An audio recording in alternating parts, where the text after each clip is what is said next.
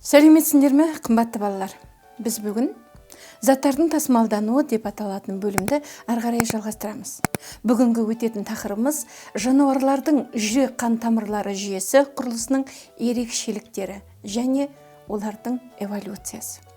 Бірінші эволюцияға тоқталайық.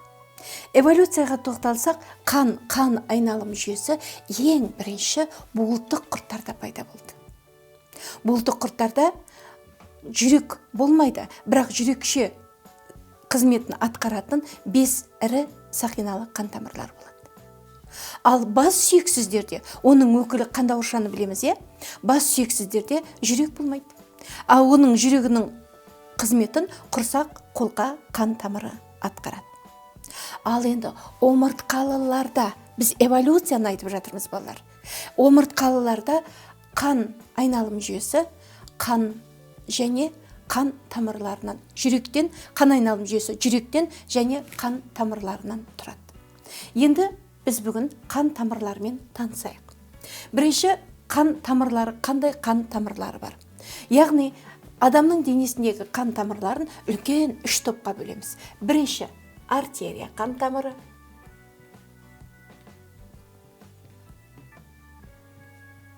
Кейде бұны қазақшалап сала тамыр деп те жүрміз. Екінші, вена қан тамырлары. Қазақшалап көк тамыр деп жүрміз. Үшінші, капиллярлар.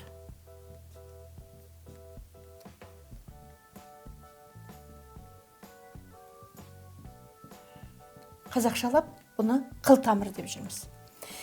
Яғни, біздің 3 түрлі қан тамырлары бар екен.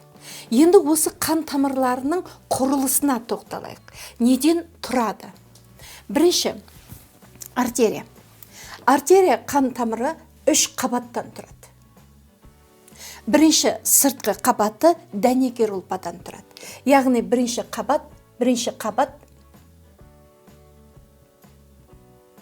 дәнекер ұлпадан тұрады.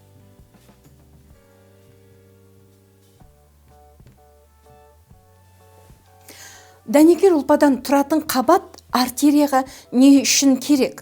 Артерия дәнекер ұлпасы, яғни артерияға не үшін керек деген сұрақ туады. Яғни бірінші пішін береді. Екінші серпімділік береді.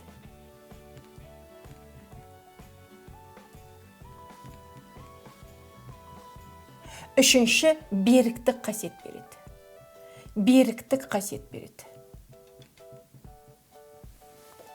Ортаңғы қабаты, яғни екінші ортаңғы қабаты бірыңғай салалы бұлшықеттен тұрады.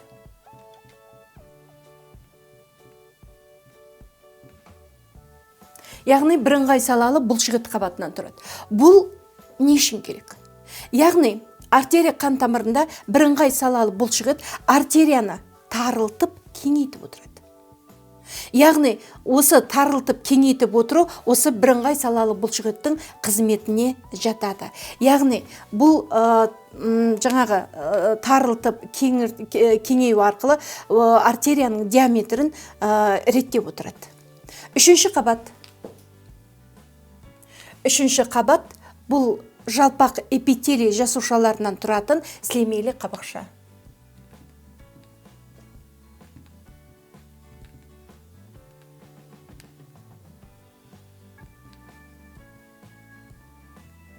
Яғни жалпақ эпителий жасушаларынан тұратын сілемейлі қабықша. Бұл үйкелісті азайтады. Енді ақыры артерияны мен айтып отырдым, яғни айттым, ол неден тұратынын айттым. Енді артерия қан тамырына сипаттама беріп кетейін. Артерия қан тамыры деген қандай тамыр? Артерия қан тамыры дегеніміз бұл жүректен шығатын тамыр. Ең бірінші жүрек жиырылған кезде артерия қан тамырына қан айдалады. Ең үлкен артерия қан тамырын аорта деп атайды. Қазақша қолқа дейді.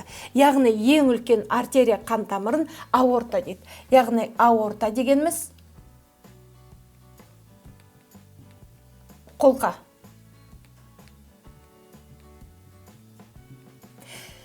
яғни жүрек жиырылған кезде қан ең бірінші осы аортаға барады.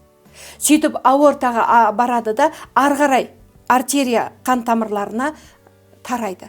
Яғни артерия қаны жүректен шыққан қан.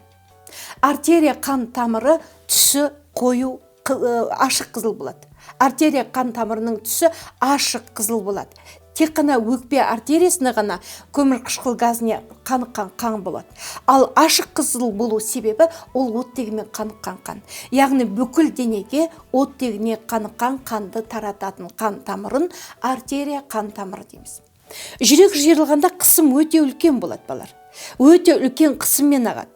Егерде қан тамырлары жұқа болатын болса, мынандай дәнекер ұлпасының қалың қабатынан тұрмаса, бірыңғай салалы бұлшықеттен тұрмаса, сілемейлі бұлшықет қабықшасы мықты сілемейлі қабықшадан тұрмаса, ол тамыр жарылып кетуі мүмкін еді. Сондықтан осындай құрылысты болғаны артерияның қан тамырының жарылып кетпеуіне әсер етеді. Артерия қан тамыры, яғни түсі ашық қызыл, қысым өте жоғары және жүректен шыққан қанды алып жүретін қан тамыры. Екінші вена қан тамыры. Вена қан тамырының ерекшелігі неде? Бұнда бұл да осындай 3 қабаттан тұрады, бірақ оның бұлшықет қабаты әлсіз және жұқа болады. Ал енді сендер мынаған назар аударыңдар. Артерия жүректен шыққан қанда барады. Ал вена бүкіл организмнен қанды жүрекке алып келеді. Яғни жүрекке алып келетін қан тамырын вена қан тамыры дейді. Сендер мынандай сұрақ қоюлары мүмкін. Артерия қан тамыры түсінікті. Қан айдалады деп, иә? Ал вена қан тамырының жылжуына не әсер етеді деген сұрақ туы мүмкін. Вена қан тамырының жүрекке қарай жылжуына 3 түрлі нәрсе әсер етеді.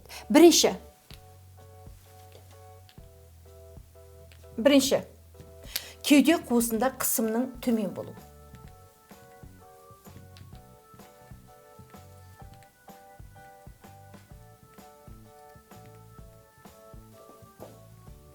Яғни өкпеде кеуде қуысында қысым төмен болады.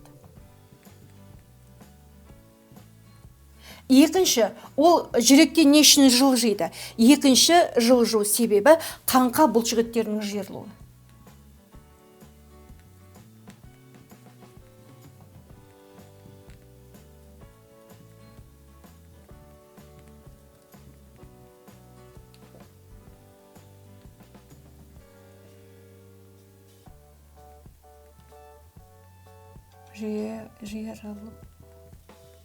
Және үшінші, қан тамырында қақпақшалардың болуы.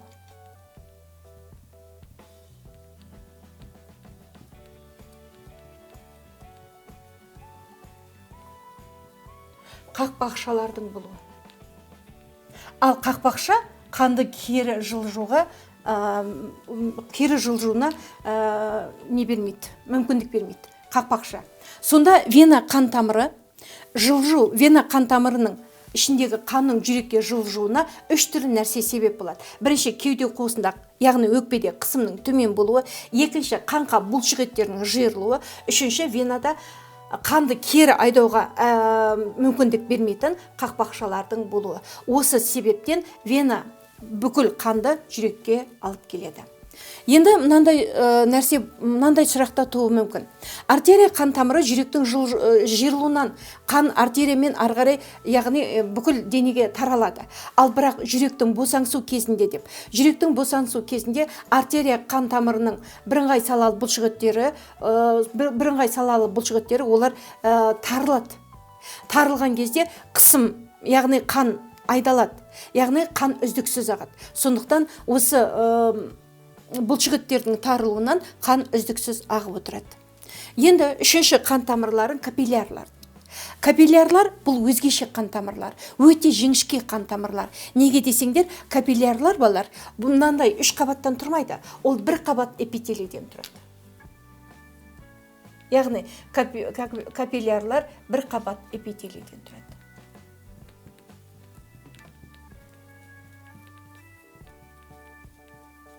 Енді осы жерде бір нәрсені айтып кеткім келеді. Эволюция барысында артерия қан тамырлары терең орналасады, бізге көрінбейді.